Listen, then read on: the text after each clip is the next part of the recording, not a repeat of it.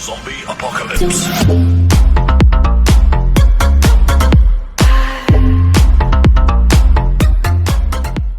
Las válvulas direccionales son dispositivos que se encargan de controlar de forma general un circuito hidráulico, pudiendo determinar la presión, la dirección, el flujo, el nivel de aceleración y desaceleración. Se utilizan para reducir la velocidad de un cilindro o para reducir las revoluciones de un motor.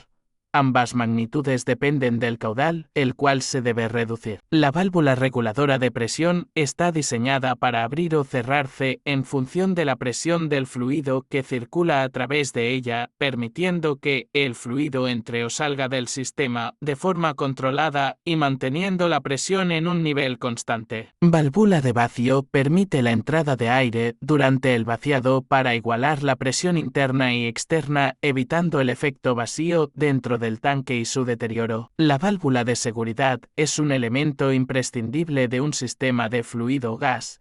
Es la encargada de aliviar la presión en caso de que haya un exceso de presión debido a una falla en el sistema. Las válvulas neumáticas de accionamiento mecánico y manual regulan el flujo de aire comprimido a los componentes conectados en los sistemas neumáticos. Una válvula solenoide es un tipo de válvula controlada por una corriente eléctrica.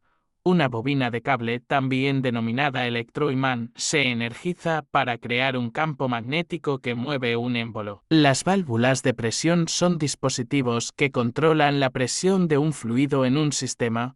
Se pueden usar en sistemas hidráulicos, de agua o neumáticos.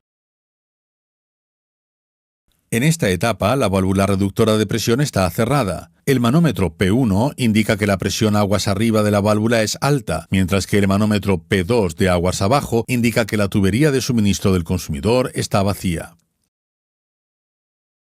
El usuario va haciendo girar el tornillo de ajuste del piloto en sentido horario. El pistón del piloto se mueve hacia abajo, lo cual causa una caída de presión en la cámara superior de control de la válvula. El resultado es que la válvula se va abriendo gradualmente y la línea del consumidor se va llenando.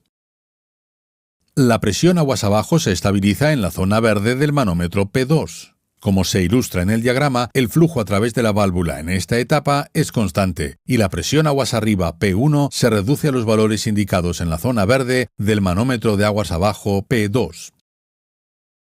Cuando la demanda del consumidor disminuye, el piloto responde inmediatamente, el pistón se levanta ligeramente, la presión en la cámara superior de control aumenta y la válvula se va cerrando.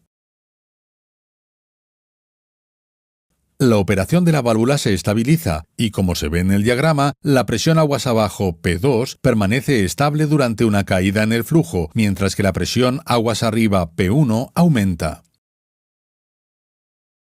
Toda disminución adicional en la demanda del consumidor conduce a un aumento adicional en la presión aguas arriba P1 y a una reducción adicional en el flujo del sistema. Observe que la presión aguas abajo P2 permanece estable en los valores de la zona verde durante todo este proceso.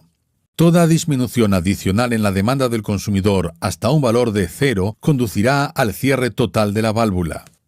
Como se ilustra en el diagrama, si el flujo es igual a 0, la presión aguas arriba es muy alta y pese a que la válvula está cerrada, la presión aguas abajo permanece estable en su punto prefijado. Cuando la demanda vuelve a aumentar, el piloto responde en función del nivel de la demanda. El pistón se mueve hacia abajo, la válvula se abre gradualmente y la presión aguas abajo permanece estable. En el diagrama que ilustra un flujo mayor, la presión aguas arriba se reduce, mientras que la presión aguas abajo P2 permanece en la zona verde con el valor prefijado. En esta etapa, la presión aguas arriba P1 disminuye. Se produce una ligera disminución en el flujo, pero la presión aguas abajo P2 permanece estable dentro de los valores de la zona verde. Como se ilustra en el diagrama, el flujo a través de la válvula en esta etapa es constante. La presión aguas arriba P1 se reduce a los valores indicados en la zona verde y la presión aguas abajo P2 permanece estable. En caso de una marcada disminución de la presión aguas arriba, la válvula se abrirá completamente para suministrar la máxima presión posible a la línea del consumidor. De este modo, la válvula asegura un suministro constante de agua aun cuando la presión se encuentre por debajo del nivel deseado.